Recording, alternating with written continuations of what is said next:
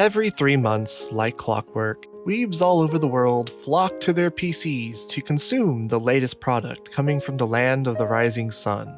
Truly like a modern-day Sisyphus with the burden of 1,000 crusty Reimu Fumos, they Just start the video! You take the good, you take the bad, you take them both, and there you have the facts of life, the facts of life. When the world never seems to be living up to your dreams. You spin me right round, baby, right round. Oh, finally, a good Junji Ito adaptation. You know, with 7 years of production and only 4 episodes, I'm sure nothing could possibly...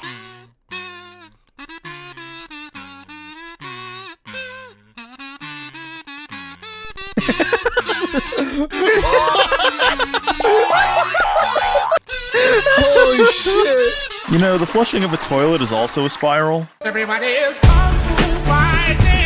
Ranma is the latest attempt at a remake of a beloved classic to be parade out in what I can only assume will result in never-ending Ouroboros of consumption. That will inevitably lead to the degradation of culture and the loss of history as they continually attempt to replace the things that you loved with inferior alternatives, as they try to make you forget that Ranma ever had nipples.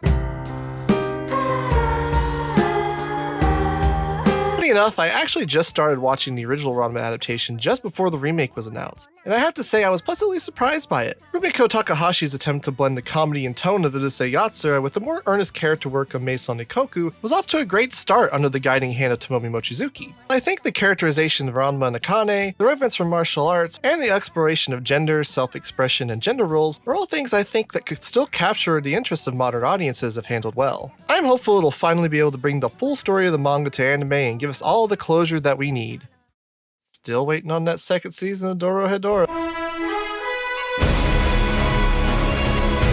Anime Save! Yay! Move over, Kill La Kill! It's just like Kill la Kill if it had robot masturbation fetish instead of a school uniform fetish! Wait, what? What? It goes around the world just Orb on the Movements of the Earth is a historical anime set in the 15th... Orb on the Movements of the Earth is a historical anime set in 15th century Poland about a child prodigy named Rafal, as he seeks to prove the radical idea that the Earth actually revolves around the sun. What?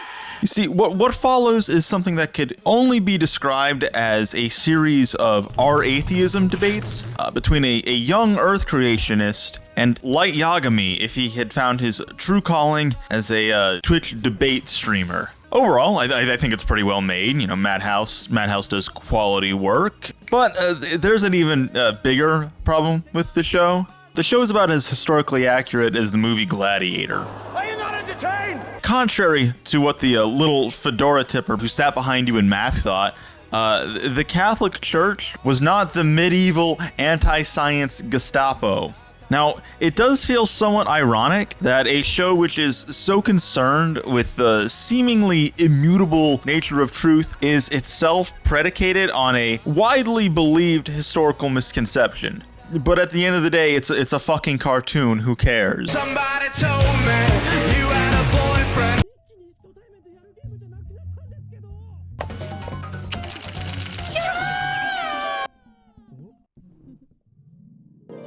どこにしようか。そう固くならないで。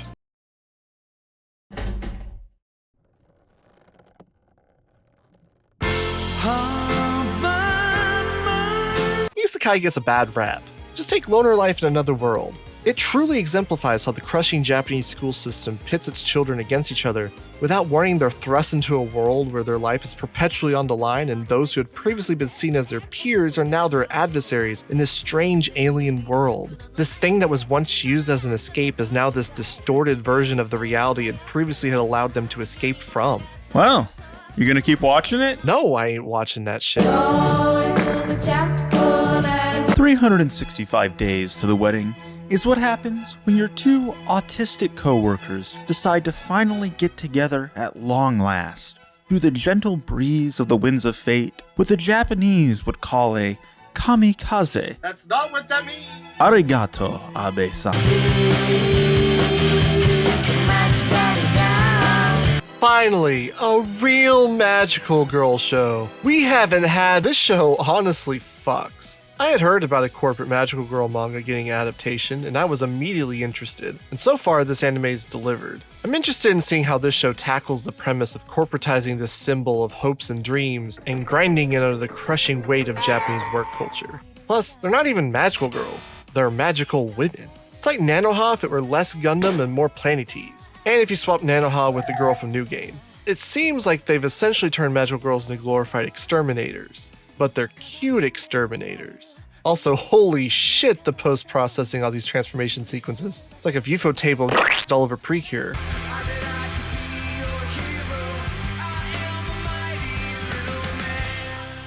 なんかみんなピリピリしてて嫌な感じだったんだけど、あなたは話しかけやすそうだったから。Nope. Nope. I'm done. You are my child bride. Did you ever watch the first 5 minutes of Up and find yourself thinking, man, I wish at the end of this, instead of finding a stupid fucking Boy Scout coming to his door, it was his dead wife reincarnated as an elementary school student? Take your hands off the keyboard. The show is actually really nice. It takes this absurd premise and manages to extract a good deal of pathos and emotion, exploring the complicated consequences that would naturally come up if a loved one who was suddenly taken out of your life just as suddenly re-emerged over a decade later. Things cannot go back to normal, but nonetheless there is still hope to recover and maybe even build up something new again. And I feel like part of the appeal comes from seeing a child with a high degree of emotional intelligence navigate the problems that, many of us face as children and, wish we had the right answers for at the time, but, may not have necessarily acquired until adulthood. That is to say, she's very mature for her age. But if you look at this premise and still go, yeah, no, that's just creepy. Your loss? Oh, look what you made me do. Much like how last season's The Fable felt like a remnant of a bygone era, Roberta's Cum Trail feels displaced from an age where magical girlfriends roamed the earth. Is that a fucking flesh vein? It's been a nice throwback so far. While Ah, My Servant might not have the most interesting story, or the most well-constructed drama, or even the greatest animation, look, let's not kid ourselves, you're here just to simp over Hot Topic Violet Evergarden.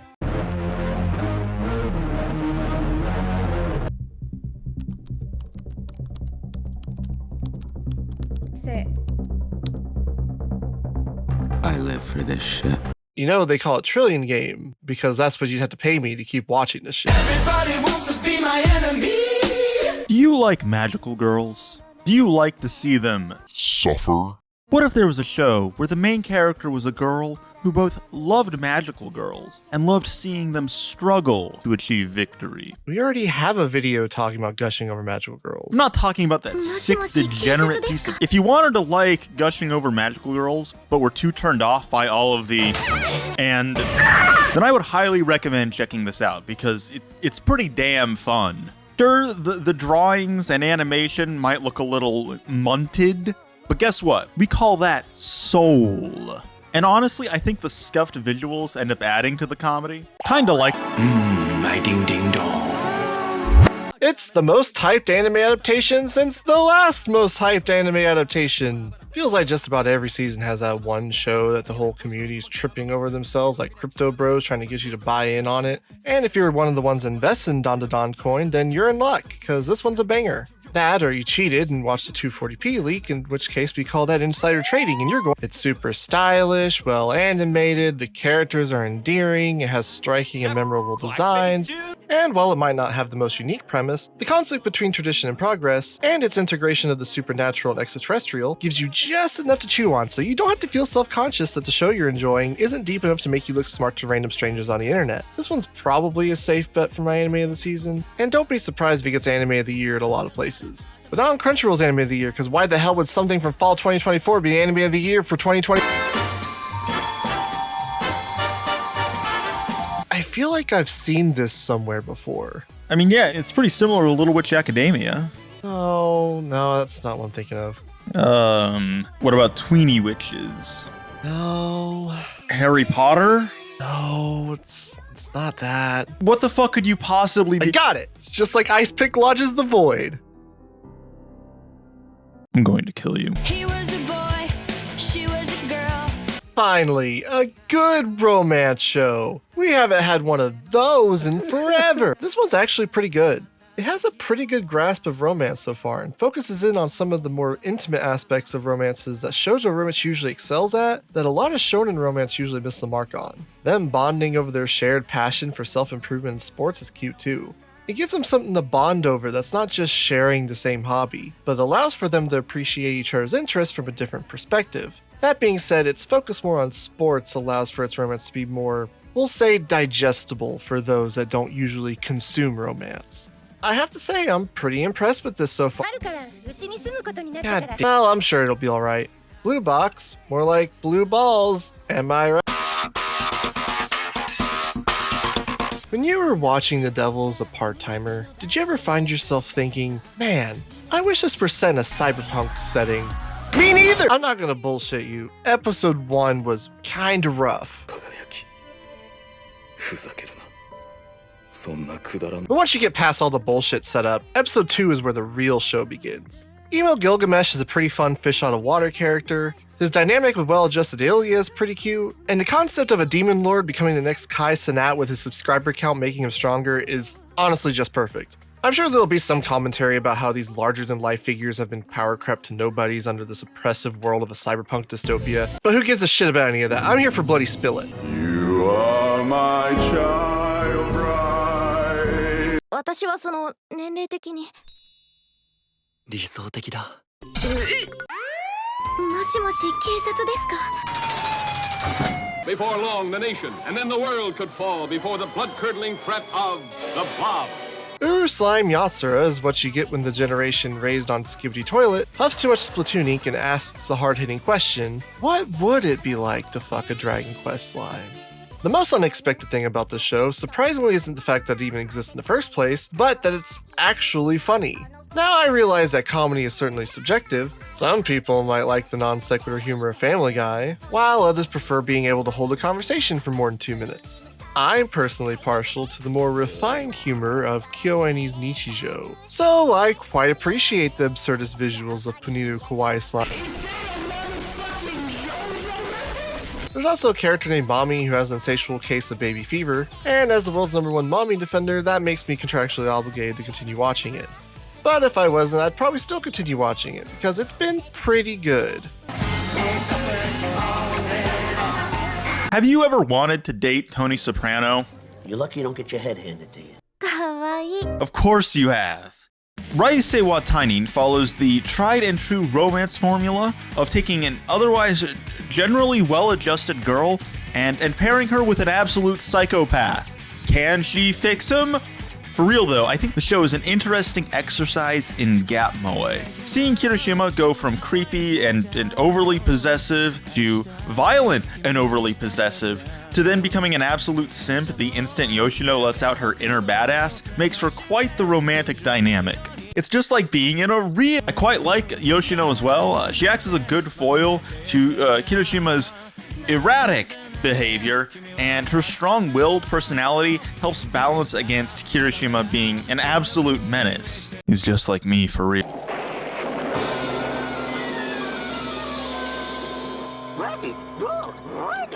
Writing? Like, don't you mean copyright infringement? Dual Teacher Onizuka is a comedy where knockoff Shaggy Rogers here takes up a teaching gig at his local yokai academy to appease his sailor uniform fetish. Look, I'm gonna be real here. This isn't a bad show by any means. In fact, it has some pretty good moments in it. But I can't watch 24 episodes of this. Sorry, Scoo. Kill me! I want to die! Have you ever been depressed? I know I have, which is why the sponsor for today's video is Wait, am I allowed to say that? Negative Positive Angler is the latest original anime from Studio Nut. Despite fishing in real life being mind-numbingly boring to watch, the show is pretty damn fun. There's a pretty large cast of likable, eccentric characters, which is further accented by how expressive and silly the animation gets at times. And despite how grim the show starts off, it's so much fun that you actually end up forgetting pretty quickly that the main character has an inoperable brain tumor. Also, is it just me, or does this guy look like the son of Kamina from Gurren Lagann and Haruko from Fooly Cooly? Seriously, these character designs have a strong Gainax energy to them. Wait, was that fucking Naota?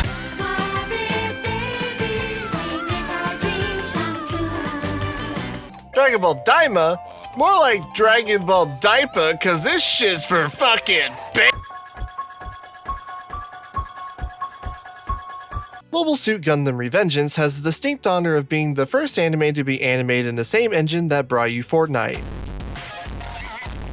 It's certainly not a unique premise in the Gundam pantheon, but unlike War in the Pocket, this one feels like a cutscene that's about to end any minute and let you start actually playing the game. The most notable thing about this one, outside of the mouth movements not matching up to the Japanese audio, and this dude who's obviously talking but not actually saying anything, and instead we're just listening to the ASMR sounds of fabric rustling, is the reveal of the titular Gundam. You see, one of the interesting things about the original Gundam as a concept is the RX-78 is actually overpowered as fuck.